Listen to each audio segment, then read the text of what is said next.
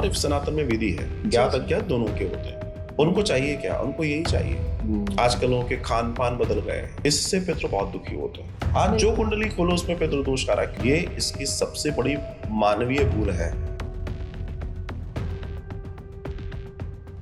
मेरे मन में ये एक सवाल था कि फॉर एग्जाम्पल अगर जैसे हमारे दादा दादी गए हैं तो जो हमारे पिताजी हैं उन्होंने उनका बहुत अच्छे से श्राद्ध भी किया है, पिंडदान भी किया है, सब कुछ किया है, लेकिन अगर परिवार में कोई स्थिति ऐसे बनी हुई है तो हो सकता है कि उनके जो पुराने पितृ हैं वो कष्ट में हैं। बिल्कुल। तो आप ये कह रहे हैं कि अगर वो 16 दिवसीय कुछ कराते हैं तो वो 16 दिन में वो सबका कल्याण हो जाएगा, सबका। हाँ, और आगे आने वाली चीजों में कोई प्रॉब्लम नहीं आएगी। भाई आप समझ लीजिए, मैंने आज सबका हिसाब कर दिया, हाँ, तो मेरे दरवाजे पे कोई खड़ा नहीं होगा कि भैया मेरा रह गया।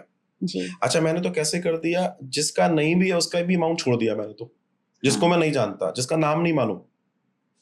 मेरे परिवार में अगर कोई एक व्यक्ति है जो जिसको मैं नहीं जानता, आज चुकी है, आज मैं उसका भी कर रहा हूँ। रोज अज्ञात का भी कराते हैं। हाँ जी। हमें क्या कराते हैं, हमारे सनातन में विधि है, ज्ञात अज्ञात दोनों के होते हैं जी। लेकिन अगर आप कोई भी कार्य को बहुत अच्छे से सिस्टमैटिकली कर रहे हैं, आप देखिए हम पिंडदान भी करा रहे हैं, तर्पण भी करा रहे हैं, सब कुछ कराने के बाद फिर वहां भागवत भी है, उसके बाद गरुड़ पुराण भी है। उनको चाहिए क्या? उनको यही चाहिए।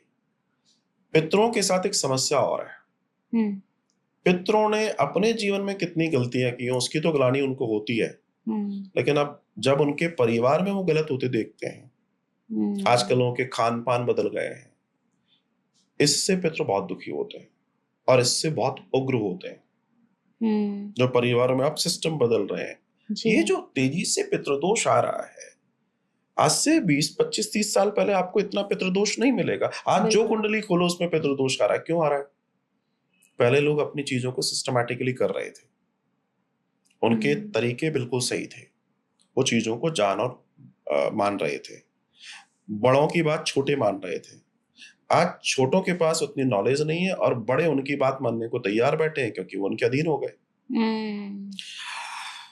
मनुष्य समझ रहा है मेरे पास पैसा आ गया, मेरे पास बहुत अच्छी नौकरी आ गई, मुझसे बड़ा कोई नहीं है। बस ये इसकी सबसे बड़ी मानवीय भूल है।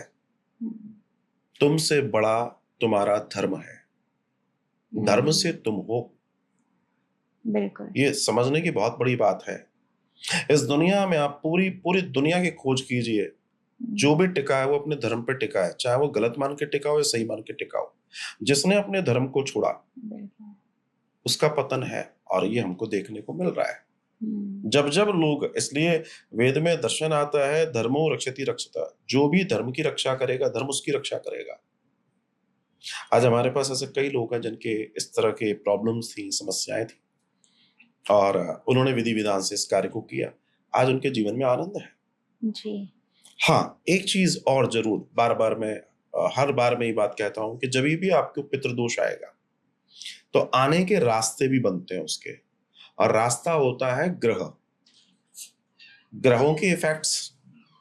बिना इफेक्ट के तो कोई तो रीजन चाहिए, कोई तो निमित्त चाहिए, कोई तो कारण चाहिए। तो जब वो आएगा तो वो आएगा ग्रहों के माध्यम से। तो आपकी कुंडली में ग्रह डिस्टर्ब जरूर मिलेंगे। ओके, ठीक है। तो इसके साथ साथ उन ग्रहों में जो डैमेज आया उसका भी निवारण मनुष्य को करवा लेना चाहिए, ताकि कोई लूज पॉइंट ना रहे और वो अपनी स्पीड से मैराथन दौड़े, फिर जिंदगी की खूब आनंद करे, खूब ऐश्वर्य हो।